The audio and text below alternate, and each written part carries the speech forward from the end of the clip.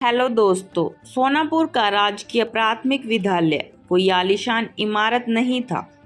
टूटी हुई दीवारें, पंखे जो चले तो अच्छा, बेंच जिन पर नाम खुदे हुए थे और दीवारें जिन पर कभी पहाड़े कभी स्वच्छ भारत की बातें चौक से लिखी जाती। यही था अमित का स्कूल।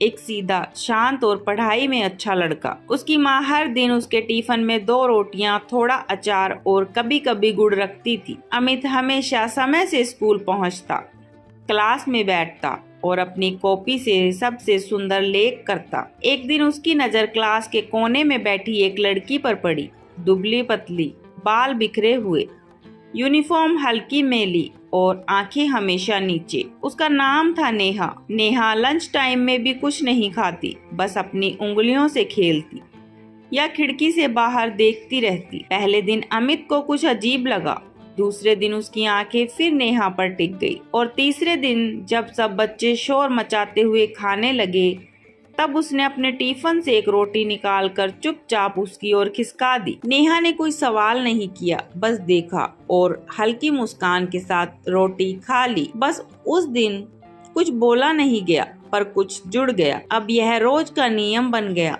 अमित की माँ नहीं जानती थी कि उसका बेटा हर दिन आधा टिफिन किसी को दे आता है। नेहा ने कभी नहीं पूछा, अमित ने कभी नहीं बताया। टिफिन में अगर पराठे होते, अमित ज्यादा खुश होता, क्योंकि उसे पता था कि नेहा को पराठे बहुत पसंद हैं। कभी कभी गुड़ नहीं होता था तो वो उदास हो जाता, जैसे जानता हो कि नेहा आज उसे मिस करेगी। बच्चे मजाक उड़ाते, क्या बात है बे अमित, रोज आधा टिफिन लड़की को देता है, दिल का मामला है क्या? अमित बस मुस्कुरा देता। उसे खुद भी नहीं पता था कि ये दया है, दोस्ती है या कुछ और। 8वीं क्लास का पहला दिन था। सब नई किताबें लेकर आए थे, लेकिन नेहा नहीं लाई। पहले दिन नहीं, दूसरे दिन नहीं, फिर एक हफ्ता गुजर गया। क्लास टीचर ने बताया, नेहा का परिवार पटना शिफ्ट हो गया है, उसके पापा को नौकरी मिल गई है। अमित के लिए जैसे कुछ छूट गया था। अब उसका टिफिन पूरा था, लेकिन भूख नहीं। वो आधा टिफिन छोड़ देता। उसकी आंखें कई दिनों तक उस खाली जगह को देखती रही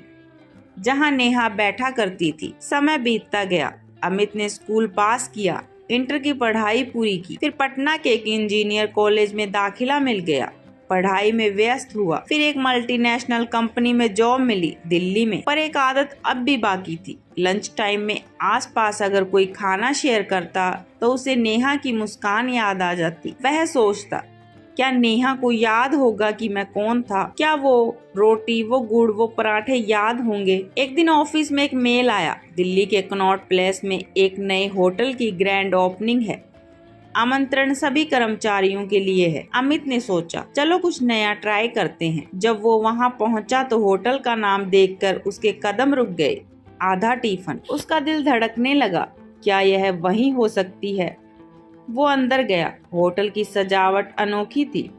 स्कूल बेंच की रेप्लिका, दीवारों पर बच्चों की स्केच जिनमें रोटियां बांटी जा रही थी। स्टील के टिफिन शोपीस की तरह रखे हुए थे। काउंटर पर एक लड़की खड़ी थी। उसने अमित की ओर देखा, कुछ पल देखा और फिर मुस्कुराई।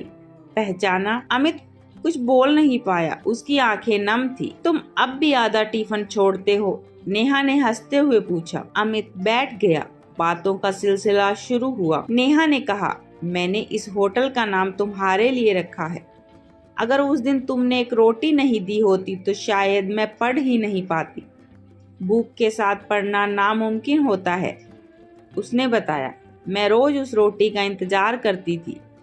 कभी सोचा भी नहीं था कि एक दिन मैं कुछ बन पाऊंगी, लेकिन तुम्हारे टिफिन ने मुझे स्कूल में टिकाए रखा। अमित ने मुस्कुरा कर कहा, मुझे कभी नहीं लगा कि मैं कुछ बड़ा कर रहा था। मेरे लिए तो वो आदत थी, पर अब समझ में आया कुछ आदतें इंसान बना देती हैं। नेहा ने जवाब दिया, और इंसान यादें। उस दिन पहली बार दोनों ने साथ खाना खाया, बिना बांटे हुए पर दिल से जुड़कर।